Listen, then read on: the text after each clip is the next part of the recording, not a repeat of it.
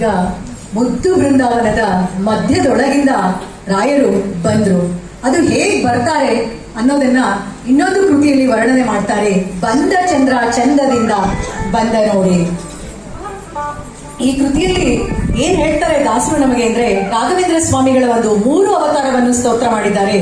ರಾಘವೇಂದ್ರ ಸ್ವಾಮಿಗಳು ಹೇಗ್ ಬಂದ್ರು ಅಂತಂದ್ರೆ, ಚಂದ್ರನಂತೆ ಸುಂದರವಾಗಿ ರಾಘವೇಶ ಅಂದ್ರೆ ಶ್ರೀರಾಮನ ಪಾದವನ್ನು ನಂಬಿರುವಂತಹ, ಸದಾ ರಾಮನ ಧ್ಯಾನಾಸಕ್ತರಾಗಿರುವಂತಹ ಶ್ರೀ ರಾಘವೇಂದ್ರ ಸ್ವಾಮಿಗಳಾಗಿ ಬರ್ತಾ ಇದ್ದಾರೆ.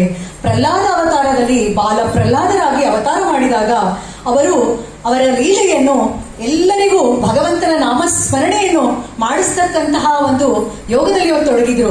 ನವವಿಧ ಭಕುತಿಯನ್ನು ಜಗತ್ತಿಗೆ ಸಾರಿದವರು ಪ್ರಹ್ಲಾದರಾಜರು.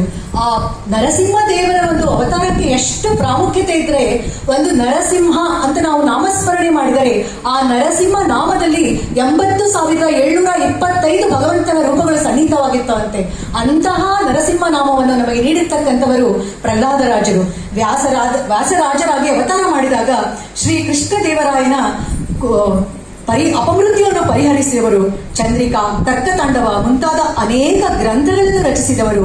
ರಾಘವೇಂದ್ರರಾಗಿ ಅವತಾರ ಮಾಡಿದಾಗ ಕಾಮಧೇನು ಕಲ್ಪವೃಕ್ಷರಾಗಿ ಜನರ ಮನೋ ಅಭಿಷ್ಟಗಳನ್ನು ನೆರವೇರಿಸಿರುವಂತಹ ಗುರು ಸಾರ್ವಭೌಮರು ಬಂದು ಧರೆಯೊಳಗೆ ಅಂದ್ರು ಭೂಮಿಯ ಮೇಲೆ ಎಲ್ಲರ ಭಾಗ್ಯ ಜ್ಯೋತಿಯಾಗಿ ಎಲ್ಲಾ ಮಠಗಳಲ್ಲೂ ನಿತ್ಯದಲ್ಲೂ ಅಷ್ಟಾವಧಾನ ಸೇವೆಯನ್ನು ಮಾಡಿಸಿಕೊಳ್ತಿರ್ತಕ್ಕಂತಹ ಯತಿಗಳು ಶ್ರೀ ರಾಘವೇಂದ್ರ ಸ್ವಾಮಿಗಳು.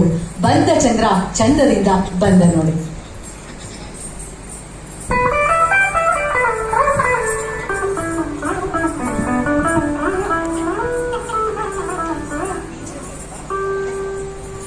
ಬಂದ ಚಂದ್ರ ಚಂದದಿಂದ ಬಂದ ನೋಡೆ.